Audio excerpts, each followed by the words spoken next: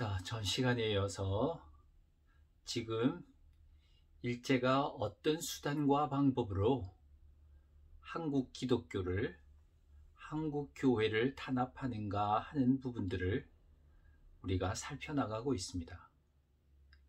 참으로 위기였고요. 고난의 시대를 당하고 있습니다. 배고인 사건은 어쩌면은 그 시작에 불과한 것이죠. 테라우치 총독이 일대 총독으로 부임하고 난 이후에 벌어진 사건이었기 때문에 일제가 어떻게 기독교를 생각하고 있고 기독교를 탄압하기 위해서 어떤 작업을 하겠다라고 하는 것을 이제는 우리가 암시로 이 사건을 인지할 수가 있게 됐습니다. 더 큰 문제가 점점 닥쳐오겠죠? 자, 그 가운데서 어쨌든 이와 같은 문제들이 우리에게 어떤 방식으로 지금 거대한 물결로 덮쳐오고 있는가 하는 것을 좀 더 접근해서 살펴볼까요? 애초에 이전에 잠깐 말씀을 드렸습니다마는 1905년 전후에서는 일본의 식민지 전략에 우리나라 민족 운동가들도 맹렬한 저항을 했습니다. 지식인들도 저항을 했습니다. 그게 바로 의병운동 등과 함께 나타났던 사건들이죠. 그래서 을사의병도 있고요. 을미의병도 있고 정미의병도 있습니다.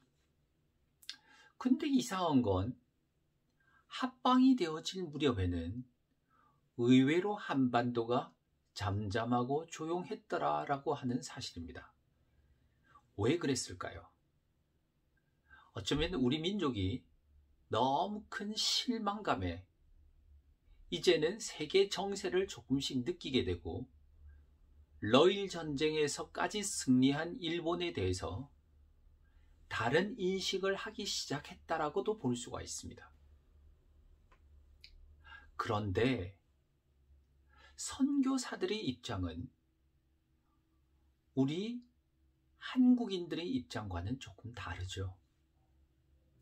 그들은 어떻게 해서든 이 한반도를 기독교 선교의 이제 포교 대상으로 삼았기 때문에 일제가 식민지 전략으로 나오더라도 한국인들에게만 계속적으로 전도의 열풍이 파급되어서 교회가 확산되기를 바랐던 것은 사실이었습니다. 그러다 보니 이토 히로부미에게는 좋은 인상을 받았다라고 하는 선교사들도 있고요. 때로는 일제에 협조하는 선교사들도 많이 나왔습니다. 정교 분리라고 하는 얄팍한 논리 아래 그것을 거럽되이 적용을 한 사례가 되는 것이죠. 국가와 권력으로부터 교회를 지킨다라고 하는 이 원리가 우리 한반도 땅에서는 교회나 성도가 국가 권력에 대해서 저항하지 않는 논리로 작용했다는 것이었죠. 생각이, 인식이 다른 것입니다. 우리가 평신도들이지만 때로는 일반 신자들이라도 기독교, 특히 한국 교회사를 통해서 이와 같은 부분들은 우리가 귀담아 들을 필요가 있는 부분들이죠. 어쨌든 가급적이면 선교사들과도 식민지 통치자들은 좋은 관계를 유지했으면 했었습니다. 처음엔. 왜냐하면 그 선교사들 뒤에는 강대국들이 있었기 때문이죠. 그들의 따가운 눈초리나 여론을 무시할 수가 없었습니다. 그러면 일본이 취할 수 있는 방법은 뭘까요? 한국 교회, 한국 기독교를 파쇄시키는 방법이 뭘까요? 그건 고사작전입니다. 고사시키는 방법. 말라 죽게 하는 방법이라는 것이죠. 그럼 그 말라 죽게 하기 위해서는 어떻게 했을까요?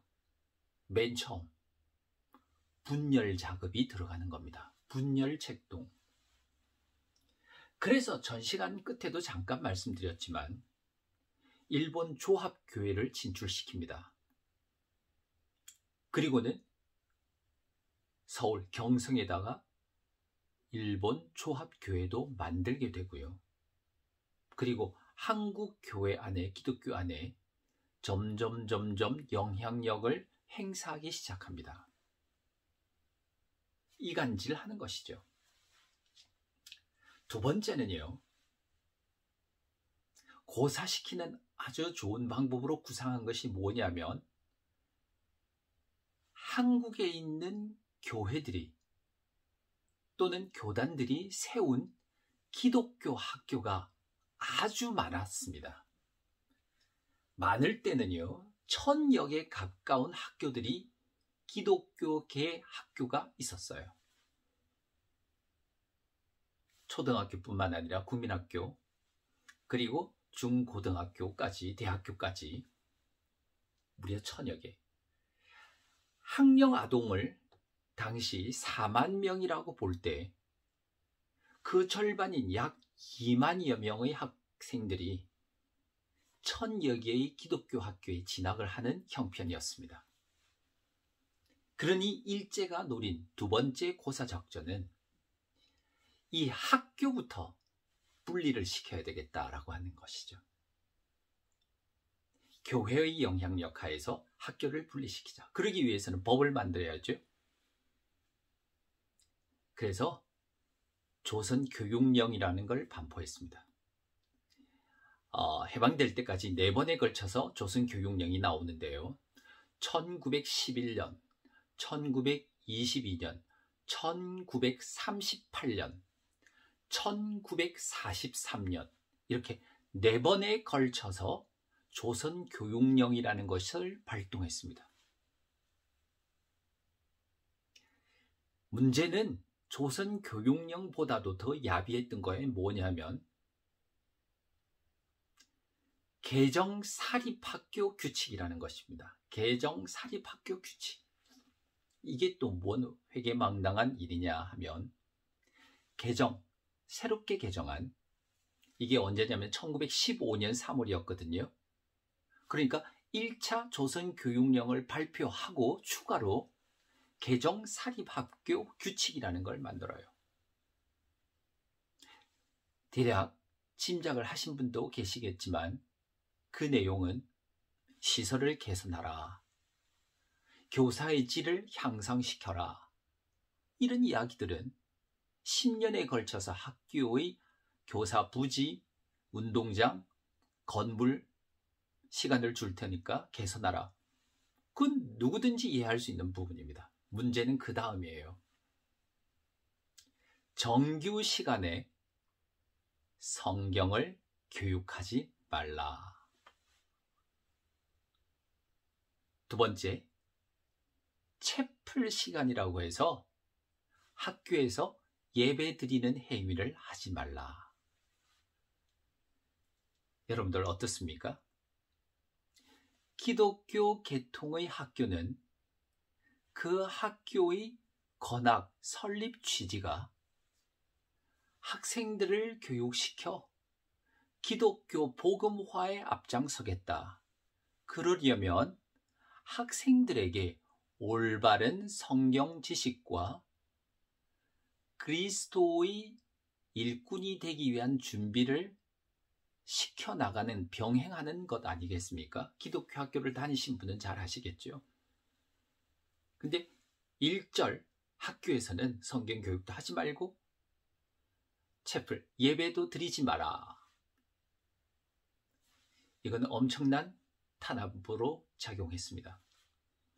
교육은 국가가 시킬 테니 선교사들은 포교 활동만 하라는 것이죠. 이것 역시 좀 더 넓게 크게 보면 뭐죠? 종교 분리라는 논리를 또 내세웠던 것입니다. 이런 말이 있죠. 종교는 세계적이지만 교육은 국가적이다. 교육은 국가적이다. 교육은 국가가 담당하겠다. 자, 무엇? 맞는 말처럼 들리지만 사립학교는 그 사립학교를 건학한 설립자의 취지가 있고 건학 이념이라는 게 있지 않습니까? 국가가 이렇게 다 간섭하고 통제할 것 같으면 왜 사립학교를 세우려고 하겠어요? 국가가 운영하는 관립 공립의 학교로서는 모든 학생들을 다 수용하기가 어렵습니다. 다양성을 수용하기가 어렵습니다. 정말 시련입니다. 고사작전, 첫 번째는 뭐라고 그랬죠? 조합교회를 진출시켜서 이간질시키고 분열시키겠다. 두 번째는 개정사립학교 규칙이라는 것을 만들어서 교회와 학교를 분리시켜 놓겠다. 그리고 국가가 간섭하겠다라고 하는 문제죠. 자, 이런 문제가 들어왔을 때 감리교보다는 장로교계 학교가 특히 더 큰 고통을 당했습니다. 왜냐하면 감리교는 총독부의 시행령과 규칙에 비교적 발빠르게 순응했습니다. 그렇게 해서 우리가 잘 아는 대로 감리교계 기독교 학교들은 폐교를 당한 학교가 거의 없습니다. 근데 일제 때 폐교를 한 학교들이 대부분 장로교계 학교들이었어요. 또 장로교가 더 어려움을 겪었던 건 학생들 사이의 요구도 있었습니다. 왜냐하면 나이 드신 분들은 잘 아시죠? 서울에도 4대 공립이라는 게 있습니다. 공립, 관립. 이 학교들은 국가가 졸업생들을 우선적으로 취업시키는데 뭔가 아주 요즘 말로 하면 가산점을 준 것이죠. 학교 질도 높고 그보다 취직이 잘 돼요. 진학이 잘 돼요. 그러니 관립이나 공립으로 가고자 했던 겁니다. 반면 사립학교는 상당히 진학, 진로, 특히 진로의 애로를 많이 겪죠. 그러니까 장로교계 학교 학생들이 먼저 차라리 총독부의 개정 사립학교 규칙 등을 따라서 우리로 불이익을 받지 않도록 해 주시오라고 하는 집단 행동을 하기도 했습니다. 참 난감한 일이죠. 이렇게 일제는 교묘한 방법으로 고사작전으로 들어갑니다. 선교사들도 똑같은 생각을 가지고 저항하면 그 힘이 커지겠지만 장로교와 감리교계 선교사들의 생각은 달랐습니다. 감리교계 학교를 가진 선교사들은 학교를 우선 학생을 지켜야 한다는 명분으로 총독부의 규칙에 순응했던 것이고요. 장로교계 선교사들은 학교를 지키는 것도 중요하지만 특히 신사참배 문제 같은 게 들어왔을 때 하나님께서 금하신 것